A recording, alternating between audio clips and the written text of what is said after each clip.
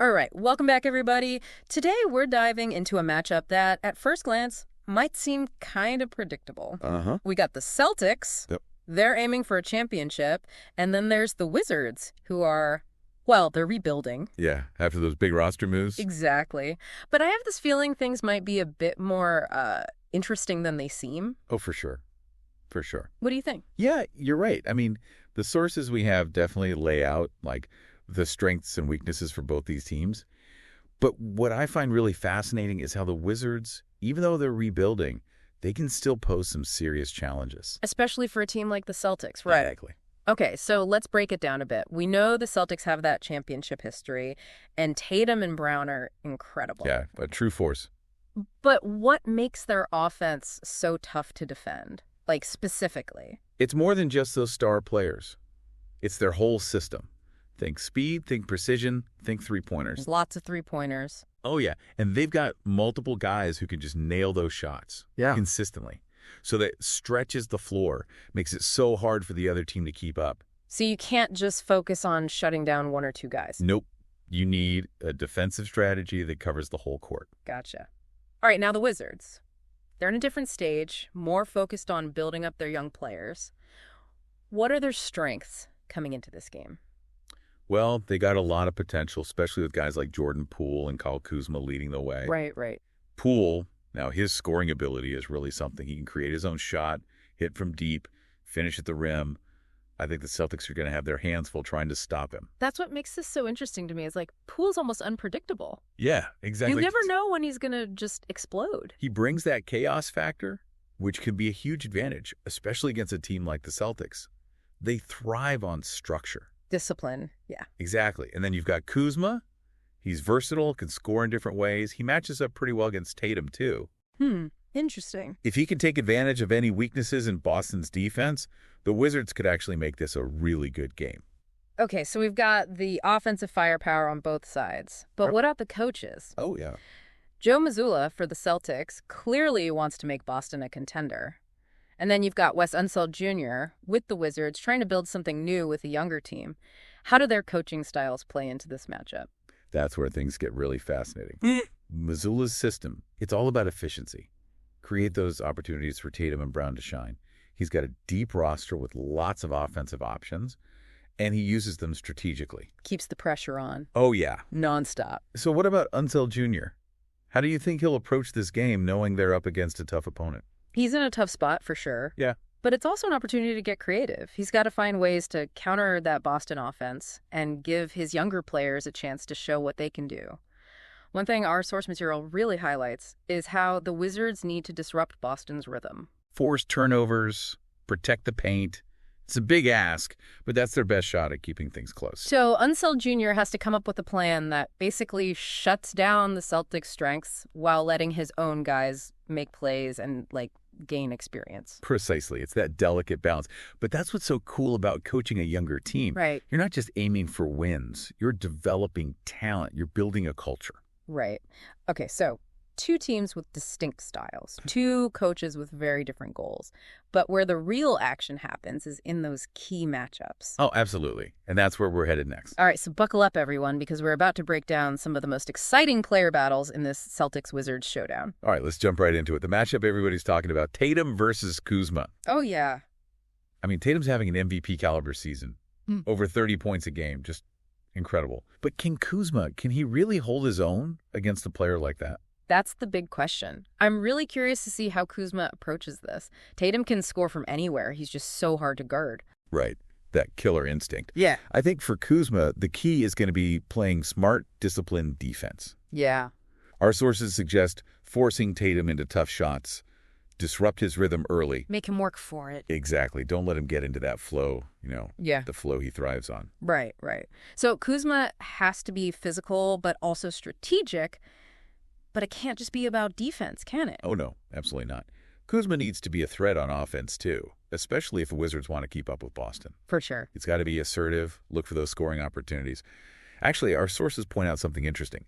Boston's defense, while strong overall, they've shown some vulnerability against those versatile scorers. the ones who can attack from different spots on the court. So Kuzma could actually use that to his advantage. He might have a chance to exploit those weaknesses, yeah. Make a real impact offensively. That's an angle I hadn't really considered. Okay, so what about Jordan Poole? He's going up against a Celtics defense that's known for shutting down perimeter players. How do you think that'll play out? Poole against the Celtics perimeter D. That's where things get really interesting. Poole's a dynamic scorer, but we know he could be a little inconsistent. And the Celtics, they're all about that disciplined, switching defense. Right. They'll probably throw different looks at Poole, try to keep him off balance, force those tough shots. So it's like unpredictable talent versus system. Right, exactly. Classic clash of styles. Can Poole's raw talent overcome that disciplined defense? Or will the Celtics just, be too much? I think it'll come down to Poole's decision-making. Can he stay patient, find the open man when they double-team him, pick his spots? If you could do that, he could have a massive impact on the game.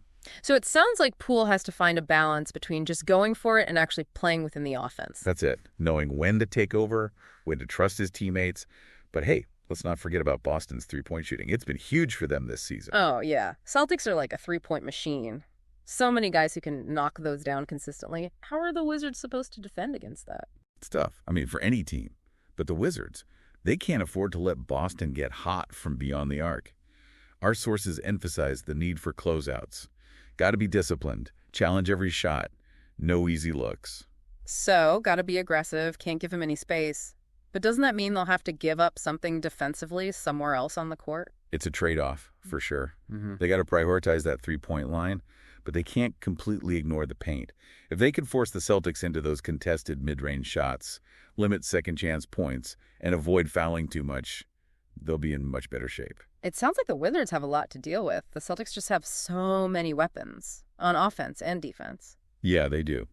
But basketball is a game of momentum, of adjustments. And the Wizards, they might be the underdogs, but they've got the talent to pull off an upset. If they can disrupt that Celtics rhythm, get some turnovers, and capitalize on any mistakes Boston makes, well, this could be a much closer game than people think. I like that you're pointing out that the Wizards could really make this a competitive game. Oh, for sure. Celtics might be favored, but predictions aren't everything. There's so much more to this than just who wins or loses. It's not just about the final score, is it? For the Wizards, this game is a chance to learn and grow, no matter what the outcome is. They're going up against, like, a top-tier team. Yeah, and that's huge. Think about it. For a young team like the Wizards, every single game is a chance to get better. Right. They learn from their mistakes. They build chemistry. They develop that toughness that you need to compete at the highest level. So you're saying even if the Wizards don't get the win, there are still valuable takeaways, those little signs of progress. Oh, yeah, absolutely. Yeah. Watch those individual performances. See how Poole handles the pressure of going against such a strong defense. Can Kuzma make smart decisions on both ends of the court consistently? Those things tell you a lot about where this team's headed. It's like looking for those flashes of potential, those moments where you think, okay, this team, they're building something special. And those moments, they can happen even in a loss. Oh, totally. Sometimes a loss can teach you more than a win. It forces a team to really look at their weaknesses, make adjustments, dig deep. And that's what leads to growth. So for the listener who's tuning into this game, what are some things to keep an eye on beyond just the score? What can we learn from this matchup, win or lose? Watch for those standout moments, those bursts of individual talent. Pay attention to how the coaches adjust their strategies throughout the game. See how the Wizards respond to adversity, how they deal with the pressure of playing a team like the Celtics. It's about understanding the little things, those strategic battles, realizing that every matchup tells a story. Exactly. And that's what makes this kind of deep dive so great. We're not just watching the game. We're exploring what's going on beneath the surface, those stories that make basketball so fascinating. That's a great way to put it. This deep dive has really given me a new perspective on this matchup. I'm going into this game looking for more than just the obvious. Yeah. I want to see those subtle details, those things you might miss if you're not paying attention. And that's the beauty of basketball, right? There's always something new to learn, something you didn't expect, something that makes you rethink how you see the game. I couldn't agree more. I'm excited to see how this unfolds, and I bet our listeners are too. So let's enjoy the game, appreciate the athleticism, the strategies, the drama, and remember, this is more than just a game. This is a deep dive into the heart of basketball. Thanks for being with us.